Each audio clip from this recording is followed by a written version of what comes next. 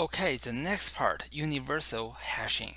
Well, the reason that we have to move on to universal hashing is no matter we are doing division method or multiplication method, well, there will always be a killer dataset which can kill your hash function.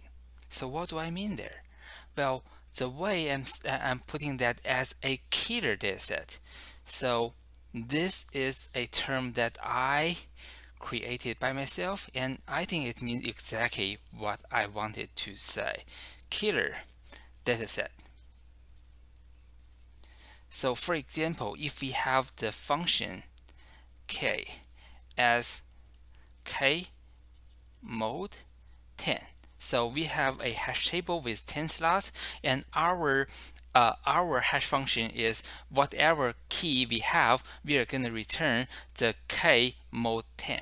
Okay, so in this case, how do we create a killer data set which kills this hash function? So we can do 10, 20, 30, 40, right? So in this case, and all those values will be sent to the slot 0. So there will be a lot of the collisions on slot 0. And this is not the only killer data set. So for example, I can do 21, 31, 41, 41, 51, etc. So as long as I figure out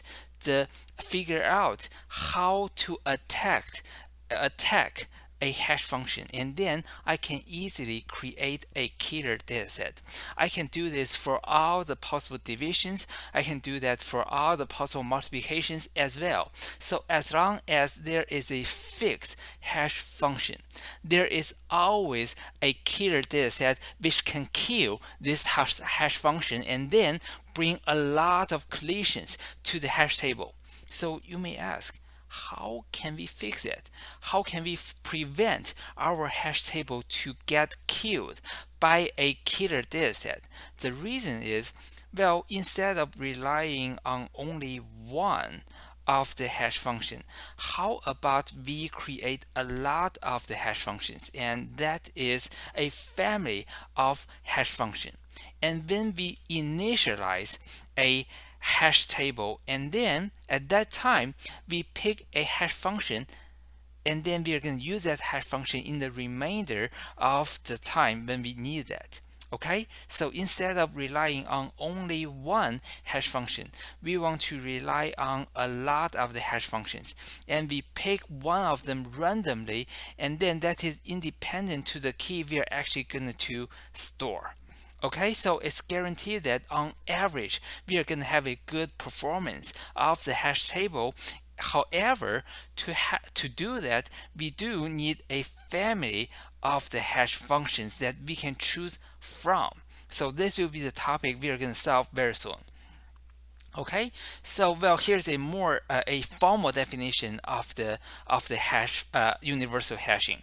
So we define H as a finite collection of the hash functions, and those hash functions, of course, they map a given universe of the keys, and that is the U, and into a range of the slots, and that will be from 0 to m minus 1 if there are a total of m slots in the hash table.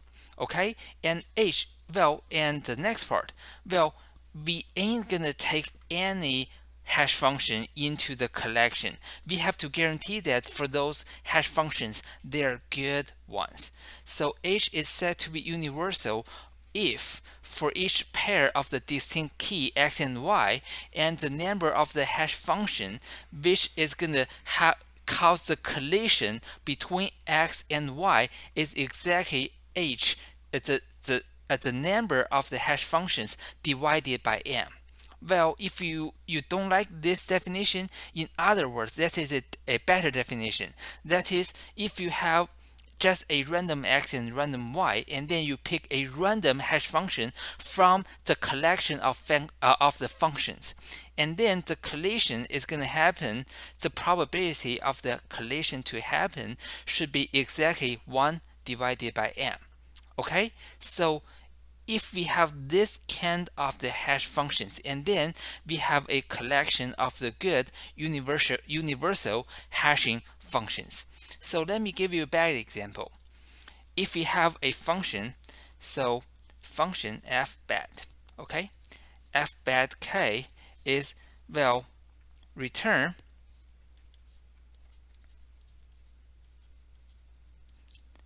one. So how do you like this? So this is a hash function, and how do you like that? So you may say this is a bad one. Why? Because it will always send the new item to the slot number 1, no matter what key it is, right? So that is a bad hash function. And if you go back to the definition here, so that in this definition, no matter what x and y we have, the possibility of having the collision on the hash table, what is that? It is not 1 divided by m. What is that? That is 100%.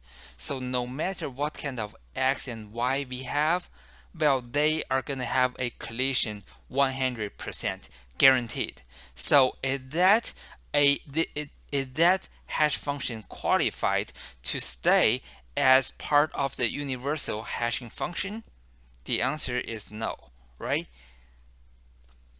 Okay, so well, how do we create a big family of the hash functions? I'm not talking about how to design one very smart, very tricky hash function. Instead, I want to create a group or a family of hash functions. And how do we do that? And then we have to move on and define a few more things. So the number one, that is the prime number p. And the prime number p should be large enough and so that the possible key values will be lower than the p. Okay, p is a prime number, and if we know the range of the keys will be from 0 to 100, and then we want to pick a prime number which is higher than 100. So for example, we can pick a 103. I believe 103 is a prime number. Okay, and then, well, we define two sets of numbers. So zp will be all the natural numbers, well, lower than p, so from 0 to p minus 1. Okay, and the zp star is the non-zero natural numbers which are lower than p, so from 1 to p minus 1.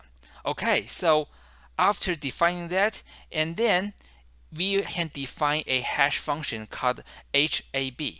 So given a belongs to zp star and the b belongs to zp, so you can pick any number you want as the a and b, okay? And then given a combination of the a and b, and then we can define a HAB like this.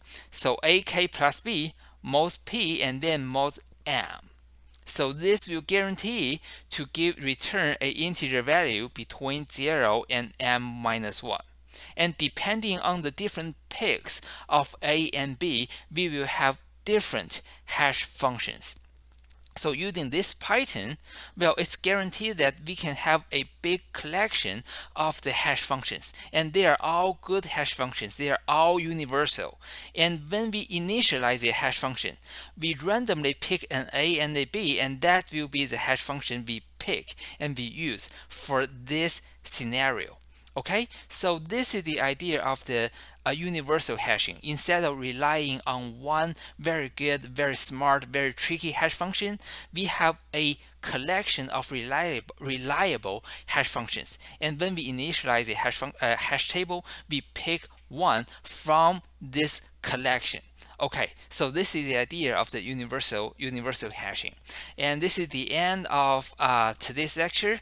And I just posted homework 5, and there are 2 coding questions, and they are due April 16th, 2 p.m. And remember, I can't really postpone the deadline of that one because right on the April 16th, I will post the last homework, which is homework 6. So go ahead, find your partner, and you are allowed to work in pairs in the homework 5.